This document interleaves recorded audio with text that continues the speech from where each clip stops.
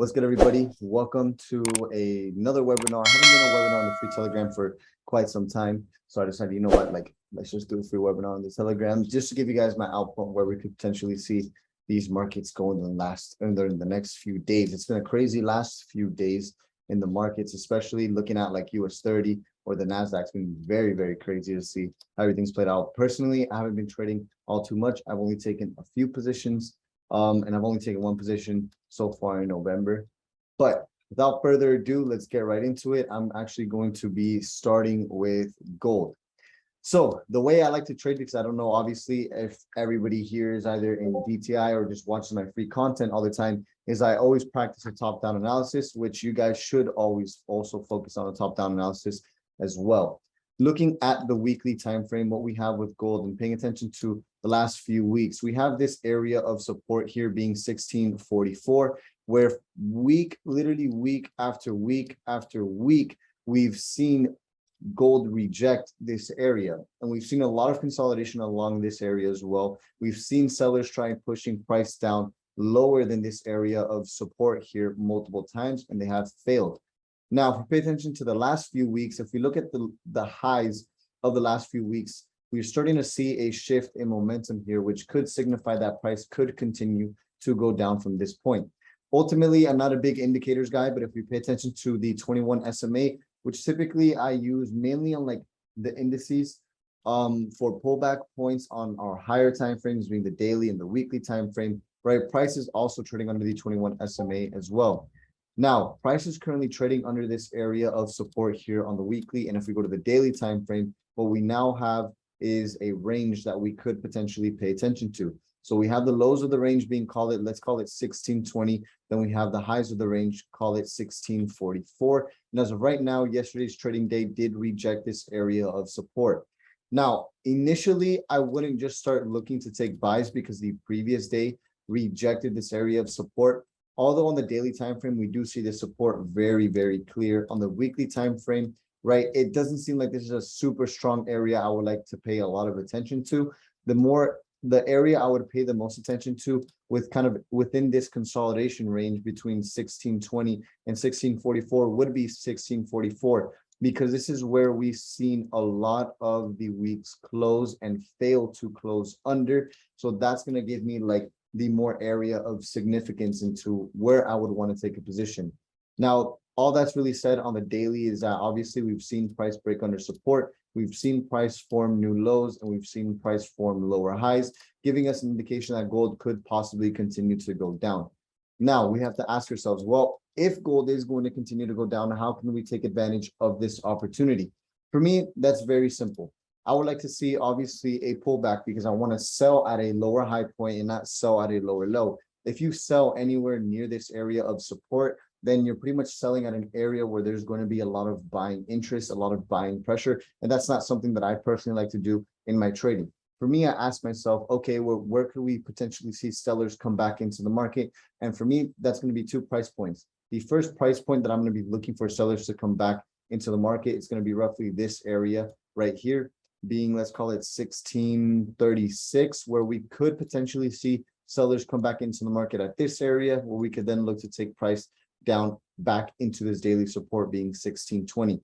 This is going to be the first area that I would potentially look to actually sell. Now, why am I looking to sell at this area? It's simple. You guys always got to look to the left, and structure will always leave clues as to where you could potentially take your next trades.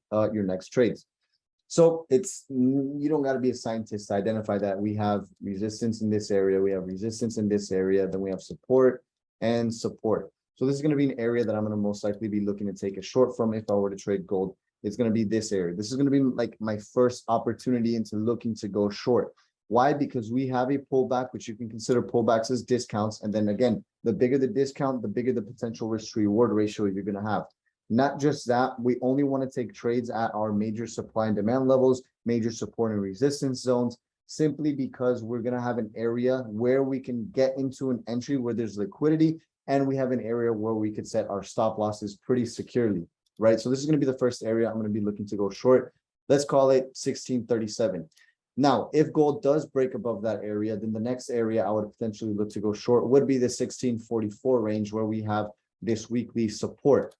Now, we do have to be cautious if price does come back up into the 1644 range, because we could possibly see another rejection on the weekly time frame, especially that it's going to be Friday's trading session. We could see another rejection off of this weekly time frame, and the next week we could see gold potentially go bullish. So be very cautious if you are looking to take shorts at 1644 as well. That's why I'm kind of favoring taking shorts a little bit more on 1636 500, let's call it, in 1644, although I wouldn't hesitate on taking shorts at 1644. And the way I would position myself is, okay, well, if price does come back up into this 1636 range and I get my confirmation, which essentially is just going to be a rejection here, and we have a rejection that looks like this, you can have rejections that look like this.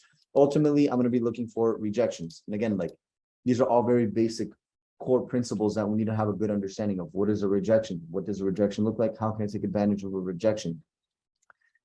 Essentially, the way I would structure my trading is I may add a little bit more position size to this 1635 trade. And if that trade does hit my stop loss, then I'll use a smaller position size on my 1643 position. Now, if gold does break above 1643, I would no longer be looking to short this market. Instead, I would wait for price to kind of break above, pull back, give me a retest. And I want to see a retest and a rejection. And I want to see that price has established 1644 as an area of support, which will then give me an opportunity to take buys up into 1660 with my stop loss roughly at around 1640. Best example I could pretty much give you of this is we had price break above 1644 here, make new highs at 1672, then pull all the way back down, giving us 2 retests and 2 rejections of this 1644 range, where price then went straight in a single 4-hour candlestick up into 1660. Stop losses would be under the low, just kind of give you guys like an idea of how I would set up a position like that. Now let's go to GJ.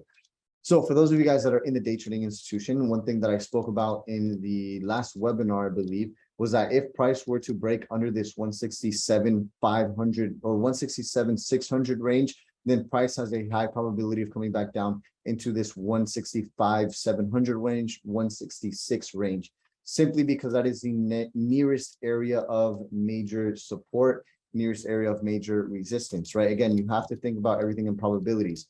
If price breaks this next level of support, what's the probability of it coming back down to this level of support versus this level of support?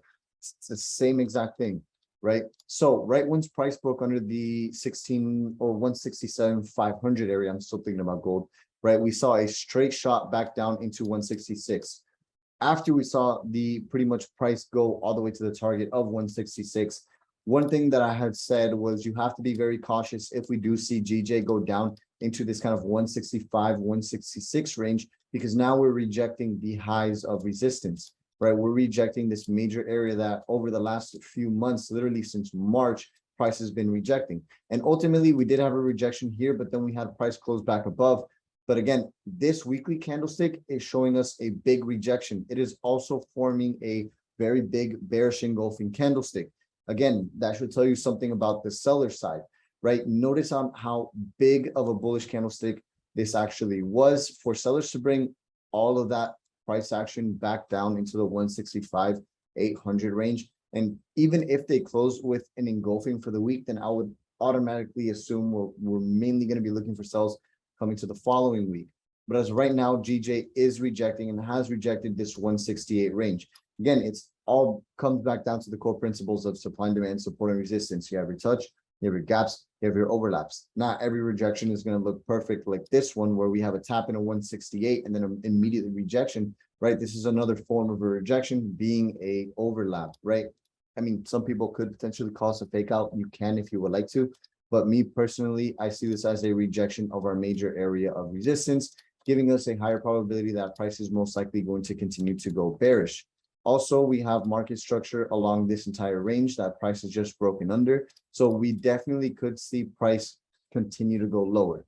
Does that mean I'm going to sell right away? No. Again, the core principles stay the same. I want to see price give us some form of a pullback before I do look to go short. Now, for those of you guys thinking, oh, well, maybe I could buy GJ at this area of support back up into 167,500. Although, yes, you can do that, you would be fighting this momentum.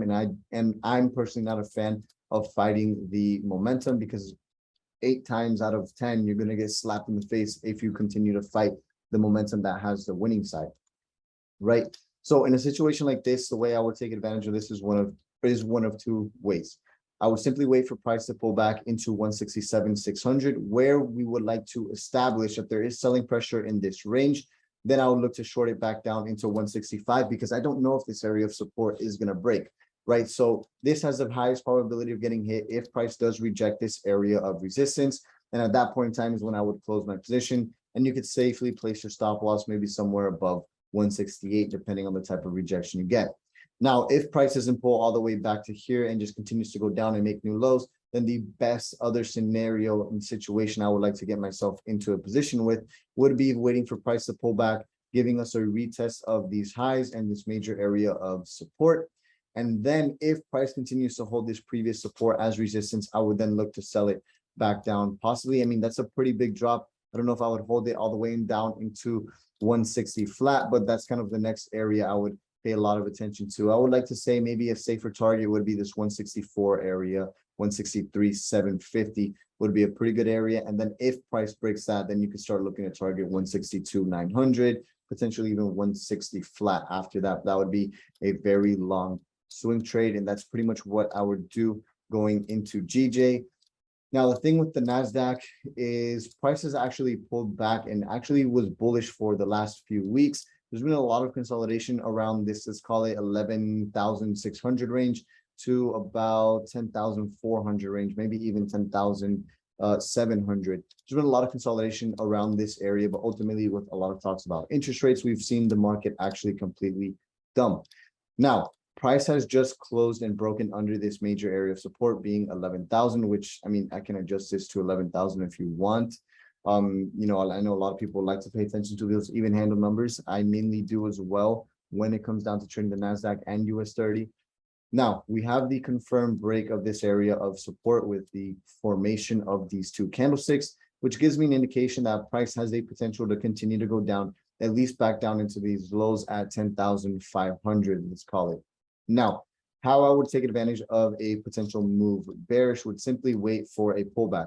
This is not an area that I would like to sell because, again, one, price is at a low. Again, we don't sell at lower lows, right? We had a nice double top pattern here and a big move down. So I am going to be expecting some form of a pullback. And again, the analogy you could use is like somebody that's practicing, I don't know, drills on a football team, and they're just doing a bunch of sprints. At some point, they're going to be like, yo, I got to chill. I got to breathe and then continue sprinting. It's the same thing. And the way I see pullbacks is almost the same exact thing. Depending on how big the sprint was, may determine on how big the actual pullback might be.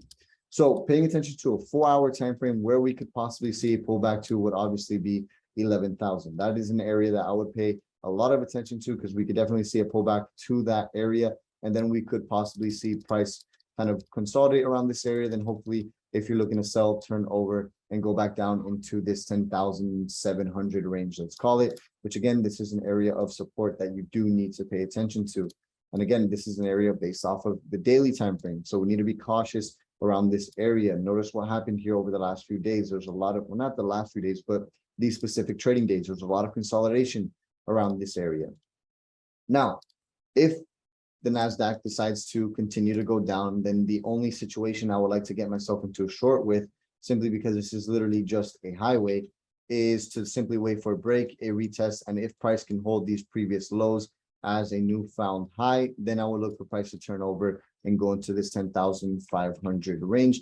And again, you have to think in probabilities. You know, if price continues to go up, where could we possibly see price go up to? You know, you could kind of make an assumption or a hypothesis based off of this intraday structure, but I like to make my hypothesis based off of like my levels and the levels that I pay the most attention to. So if we pay attention to this area here as well, this is another area that we could possibly see the NASDAQ pull back to. Now, if we go down to an intraday time frame, what happened in between these two areas? Ultimately, at one point in time, price ended up breaking under this area of support and went down and tested our next area of support being 10,681, 10,700. After rejecting 10,700, it pulled all the way back to this area, giving you a trade opportunity where you could have potentially looked to short this area back down into this 10,680 range. Now, the same thing goes for our current price action. If price rejects this point, we have a high probability of coming back up into this point. So the only two areas I'd be interested in taking a position is this area and this area here. If price action was trading along the middle, I can give you guys a simple example of this, right? Let's say you have a 70% chance of taking a buying opportunity, and I'm just giving you guys hypotheticals, right? If you have a 70% chance of taking buys here and winning, and you have, let's call it an 80% chance of taking sells here and winning, why would you want to take a trade that you only have a 50% chance of winning and losing, right? It doesn't make any sense. Why put good money behind bad risk? Ultimately, that's kind of what you'll learn over time, to really be as selective as possible with your positions, especially if you're someone that trades a pretty big position size. You don't want to just be taking every single trade possible. And that just comes down to experience. You're only going to be able to get better at that with time and being selective with where you want to take positions. Now, like I said, again, if price continues to make new lows by the New York session, I would like to see a pullback back into the 10,600 range, while then short it back down to 10,400. If we see a rejection, we could possibly look to go short here at this 10,840 range. And if price breaks that, then I would like to wait and see what happens at this 11,000 range. These are pretty much three areas that I would look to go short. Now, you could also look to potentially buy from these areas. Example, if price does something like this, you could buy it from this point to this point. That's something that you could do. That's not something I would personally do, just simply because I don't want to go against this flow, right? We have a lot of bearish momentum. I mean, the last 4 or 5 trading days has literally been bearish, and I don't want to fight that, right? So I rather wait for another opportunity to hop in with the big boys, hop in with the majority where the momentum is going, and capitalize off of that way, because I know if I'm trading bearish with the bearish trend, I have a higher probability of automatically winning, and I basically already have an edge because I'm trading with the trend, right? Your goal is to try and find an edge in the market and exploit your edge as much as you possibly can. That's exactly why you've seen me have literally huge 100K days, literally almost back to back. I'll never forget. I literally had like 3 or 4 back to back 100K days in the span of a single week, which is ridiculous. And that's the same exact way that I traded in August. When NASDAQ and US 30 were dropping like this, I wasn't buying not one bit. It was day after day after day. I was looking on how I could possibly short the market to get in on this move. And then that's when you saw me have those huge days. Now, US 30. So US 30, the way I see US 30 is a little bit differently. Obviously, we've seen a lot of bullish momentum. We've had a huge recovery over the last few weeks based off of this kind of huge bearish trend here. I mean, I'm not one to use trend lines, but I mean, you could possibly look at this as a continuation in a bearish trend overall. That's something that you could look at. That's not something I would personally do. I don't focus on trend lines because that's something that kind of you place as a trader, versus support and resistance, supply and demand is something that price action is actually showing you. Now, paying attention to this 4-hour time frame, what we have here is a shift in structure. We have essentially this double top, a retest with the FOMC news, I believe this was, and then we had a massive rejection. And so far, we have seen a big shift in price. Price is now trading back under the 21 SMA, which is an indication that price may continue to actually trade bearish. And as of right now, on the hourly time frame, this market structure is straight bullish. I mean, bullish is straight bearish. Price is making lower lows after lower lows and lower highs after lower highs. So I'm going to continue for looking for price to continue to maintain that structure. Now, I will change my bias once if price actually does break above like this 32,200 range. At that point in time, I may continue to start looking for buys. But as of right now, if price can maintain this lower low, lower high structure, then I'll continue to look to actually hold on my sell bias.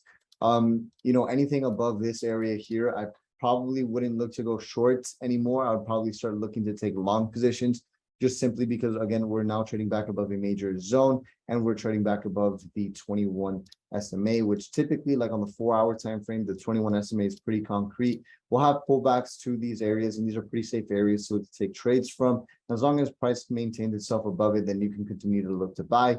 Once price is below it, then you could possibly continue to actually look to sell, and that'll give you a nice kind of like pinpoint on when you should potentially change your bias. Personally, I really didn't take any buys. I haven't been trading all too much. I've only taken a few positions, as you guys can see, and I posted it on the free Telegram. I showed you guys my keep trading journal, and I've made like an 100% return, 150K in the last 4 trading days.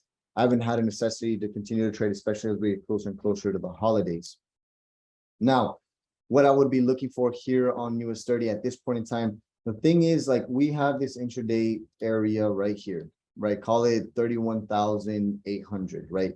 We have support throughout this range. We have resistance throughout this range. Then we have resistance around here. Realistically, you know, I would like to see if US30 can give us some form of a pullback to this 32,100 range, where we could then sell it back down into this 31,800 range. If price just continues to go down and make new lows, then I'll pretty much wait for some form of a break and a retest of this area, and then look for price to go down into this 31,500 range. Now, if price starts to break above all of these areas, I would like to wait and see what happens here. I'm not a person where I just automatically love to change my bias. I'm not buying one day, selling the next day. Typically, I'll give whatever bias that I have. Let's say if it sells, then I'll typically give sells 2 chances and then call it a day if I'm wrong on both sides. So that's kind of how I like to map out my trading and really structure my trading. Other than that, guys, that's pretty much what I'm going to be waiting for. You could start to look to buy US30 after a break of 32,418 for those of you guys that are looking to buy, which personally I wouldn't be looking to buy this market at all as of right now. But that's something that you could do. I mean, pullbacks are always normal. Pullbacks are always healthy. We could see a pullback back into this range for a retest of this area. Then we could look for sells from this area back down into this area. I want you guys to keep that in mind. You always want to look for the long-term moves based off the daily and the 4-hour time frame. Now, that is going to conclude the breakdown. I'm not going to turn on the chat just yet. I'm going to answer some questions. So you guys start asking questions in the little Q&A section, and I'll turn on the chat shortly after we're done with the Q&A. Chop it up with you guys for maybe 5-10 minutes, and then I'll end the webinar there. What is the SMA setup? So it's a simple moving average, 21 close. Which time frame for entries? I mean, I use multiple time frames. Sometimes I'll take trades off the 5-minute, sometimes I'll take trades off the 15-minute. Ultimately, it just depends on what I see cleanest. But typically, if you're someone that's looking to day trade, the 15 or the 5-minute may be where you would like to start off. If you're looking to swing trade, obviously, you know, take entries off the hour, 4-hour time frame. How do you draw Fibonacci? So one thing that you guys have to understand is, like, Fibonacci isn't like some crazy tool that you're automatically going to start winning trades. The Fibonacci retracement tool is literally used to measure the low point, the high point, and then measure how far prices actually pull back. So essentially, in a bullish condition, you want to identify your low, your high, your higher low, and your current higher high, right? Once you have that kind of 4-point structure, you could then pull a fib from your previous low to your high. And we could see in this situation, price pulled back a little bit more than 38.20% of the initial impulse. Now, if we move it from this point being our point A to this point being our point B, right, from the lowest point to the highest point, we've seen price pull back 61.8% from this impulse up and then make new highs. Very simple. Nothing too crazy.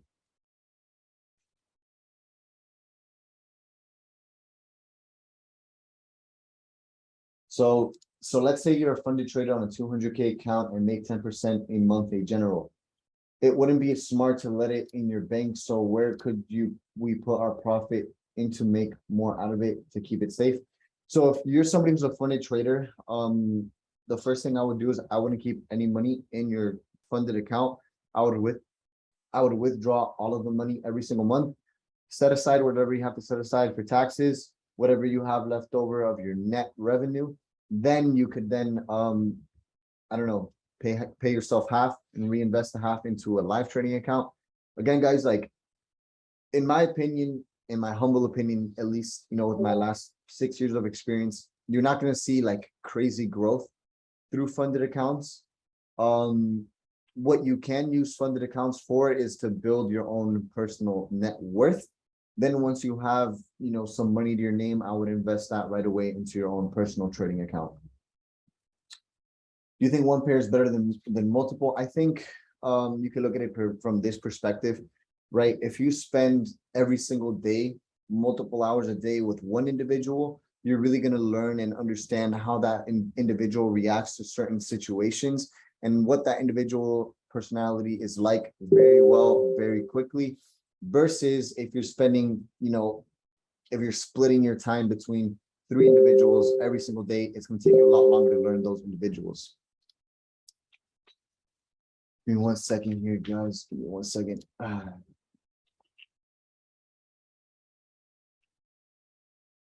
Okay. Next question. I don't take trades off of fibs. Bro, to be honest, like the color change in the indicators is whatever. I wouldn't really focus on it too much. When will the indices course be available? I mean, I'm gonna add an indices section to the day trading institution. If you guys are talking about like an indices class, like I did, I believe maybe 4 weeks ago. If you guys really want one, I'll put a poll in the Telegram, and if I get enough requests, I'll do another one for you guys. How do you put your stop loss in XAU USD? I'll give you guys the best example on stop loss placement and how you guys can place your stop losses. So let's say this is an area of support that you're looking to take a position from, right? You see the break, you wait for the retest, you got the retest. And depending on the type of trader you are, some traders are aggressive traders like myself, where we try and get in at or around this level if possible. But let's just say, for the sake of simplicity, you enter off of this engulfing. Your stop loss at minimum should be under this low right here. The lowest point you saw a rejection from at your level of support, right?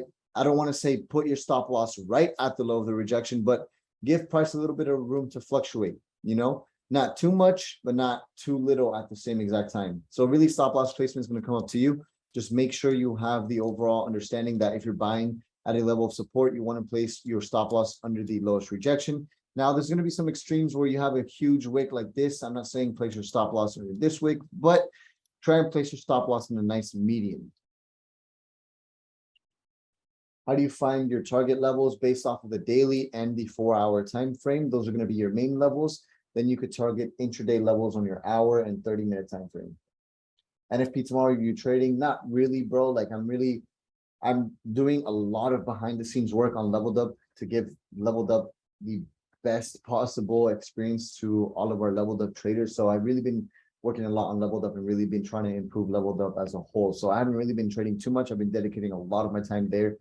And again, I took 4 trades, made 150K. I'm not really too eager to get back into the market, especially not on NFP.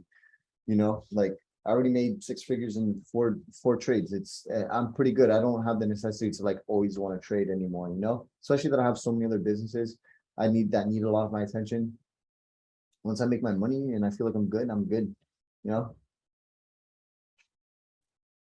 Why do you use when the charts they don't match the MT4 buy sell price? It just depends on your broker.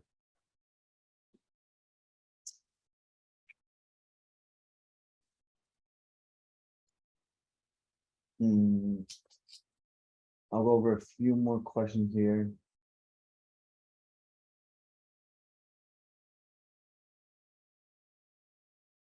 Average stop loss for pips and GJ. I mean, everyone's gonna have a different average size stop loss. I want to say maybe me personally, when I traded GJ, because I haven't traded GJ in quite some time, my average stop loss size was maybe 25 pips.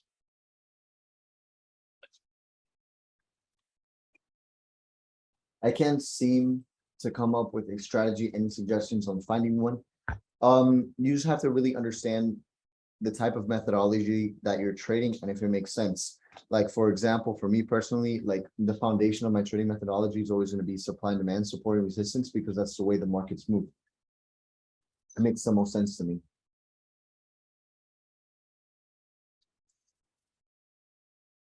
How long did it take before you learn to let your trades play out?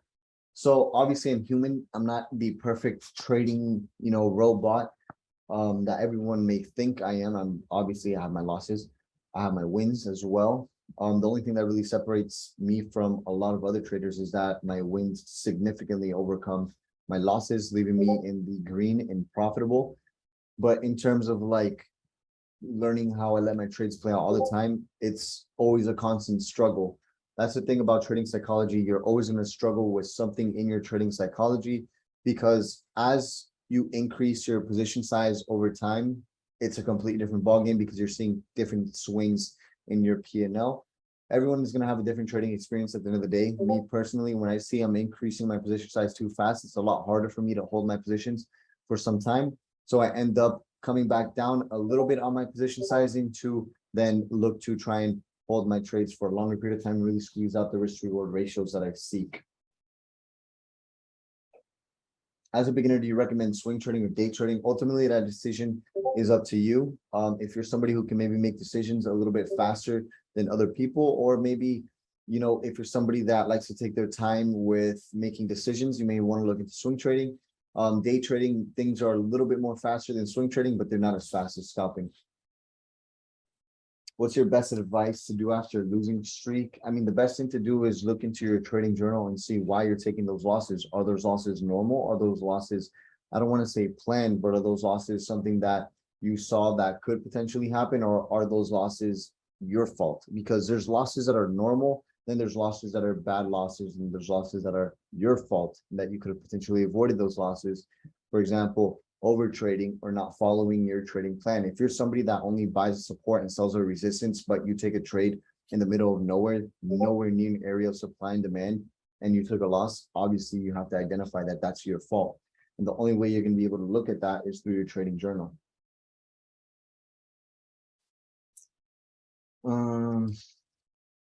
What can I do in December with low volume to improve myself? Honestly, just simulate trading. That's what I plan on doing in December. It's just a bunch of simulation trading just to try and improve my methodology. Trading is a game that you always want to consistently seek to improve. So December, how I plan on attacking this December is just going over my trades for the last year on the different accounts that I have, seeing my strong points, seeing my weak points, and how I can improve coming into the new year, 2023.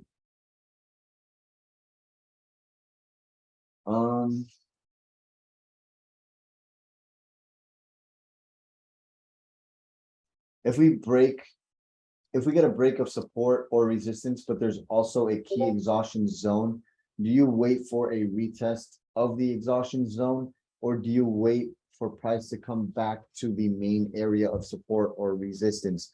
Exhaustion zone, support and resistance, really they're the same thing. They show you that there's liquidity in that area, but I'll wait for the main level, whatever level that I was paying attention to get retested. There's a lot of questions. I'm trying to kind of skim through the ones I see being best fit. Yeah, this is already being recorded. When we end the webinar, I'll post it onto the Telegram for you guys.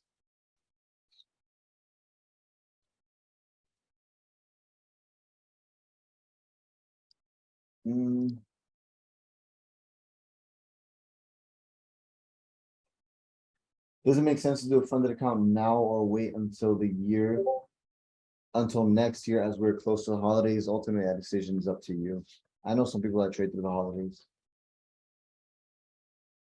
So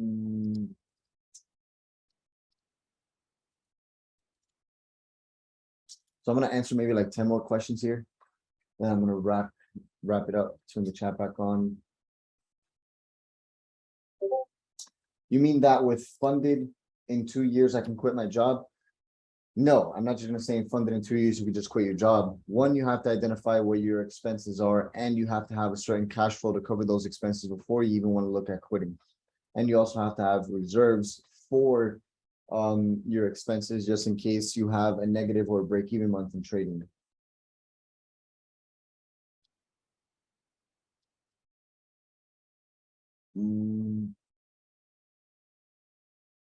Why you said if you don't trade on the desktop, you won't make it in trading? I don't believe I ever said if you only trade on if you don't trade on the desktop, you won't make it in trading.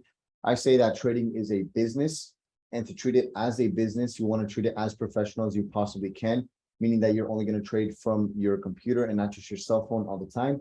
I understand some people may not have access to a computer, but again, the way I see things is that you're trading in a huge financial market. You think you're just going to make a bunch of money just going to the beach, chilling and taking trades on the beach while you got sand in between your toes? Very unrealistic expectation. You know, like you're dealing with big hedge funds, you're dealing with big whales in the market, and you think like you're just going to be there chilling with a pina colada on the beach, trading off of your phone, you know, taking positions here and there while you have literally huge whales entering positions worth millions and millions of dollars. It's again like very unrealistic expectation personally. Right? Damn, I mean the amount of questions is insane.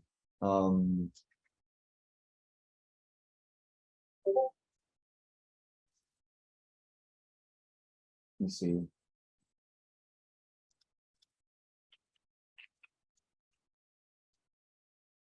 As a beginner starting demo account is to take the best step to take.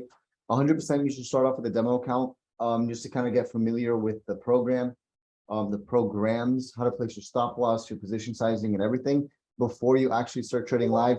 But realistically, like let's say if you tell me you've been trading for a total of an entire year, right? And 6 months out of the year you were trading on demo, I would only consider you to be trading realistically for 6 months, because real trading comes down to understanding trading psychology and understanding yourself. And you're not going to get that through a demo account because again, it's not live capital.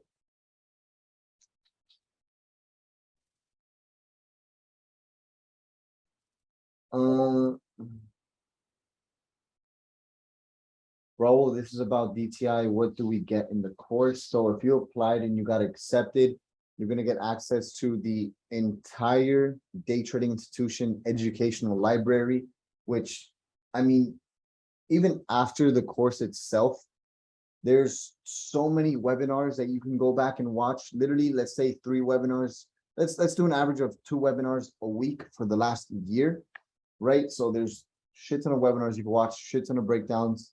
And then obviously you'll get access to the community Discord where you can interact with everyone else's in DTI. And then you'll get access to the daily breakdowns and or webinars.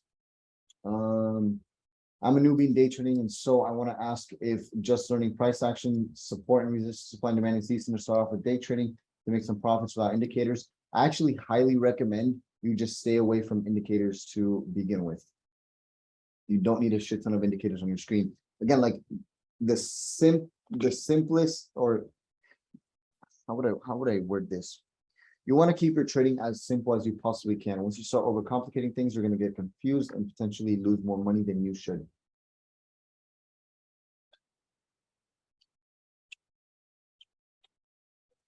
You give me 1 second, guys.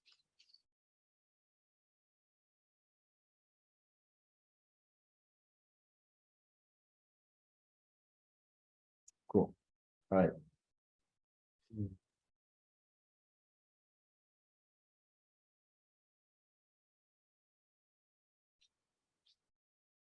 A lot of these questions are repetitive and I've already kind of answered, and some of them I feel like I already answered inside of the breakdown. So I'm trying to different questions that I did not answer.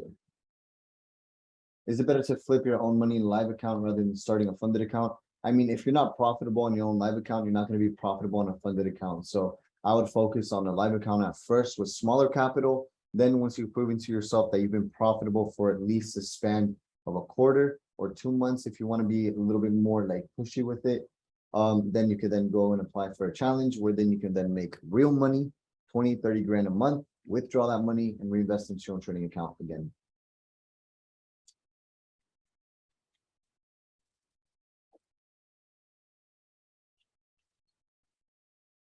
All right, so I'm gonna answer probably like 1 or 2 more questions, and that's gonna be it. When did you finally have a breakthrough within your trading career? Honestly, when I understand it, that trading is just simply a game of probabilities, risk to reward, and money management. That's when I had my big breakthrough. Lifetime max on DTI, yeah, it is.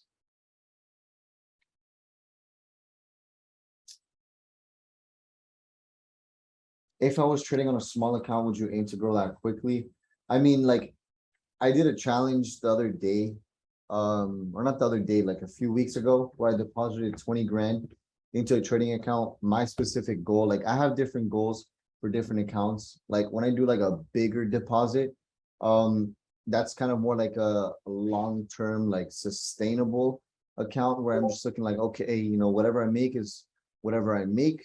I'm not really going to rush it. I'm only risking 2-3% of position. Those accounts are more sustainable. Those are like my more long-term accounts. Then I have my fuck around accounts, my side accounts, right? Where I deposit 20 grand and my goal is like, okay, my goal is to make as much money as fast as I possibly can. How can I do this? And then simply, that's kind of how I'll do my small accounts, even though $20,000 is a significant amount of money. And it went very well for me. But I would never trade my main portfolio with that same type of risk.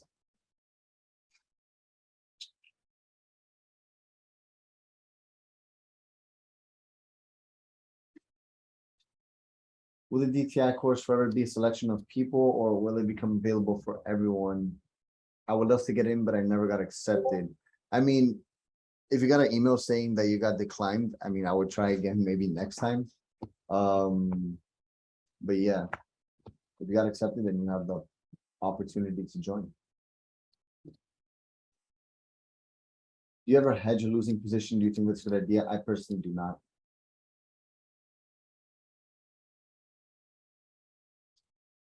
All right.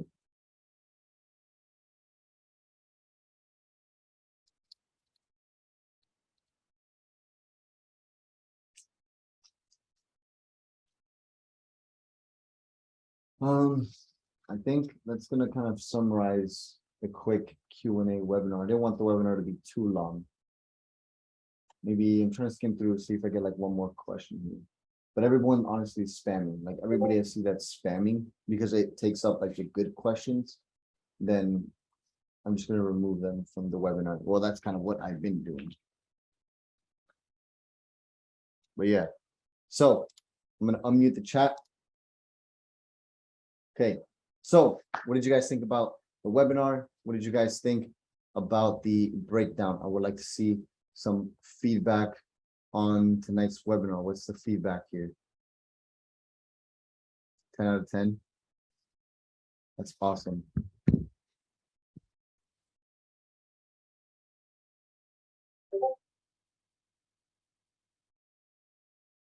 That's awesome. Just wanted to give you guys kind of like a breakdown into the week, just because I saw myself a little more extra time on my hands. Yeah, it is recorded. I'm actually going to stop the recording now.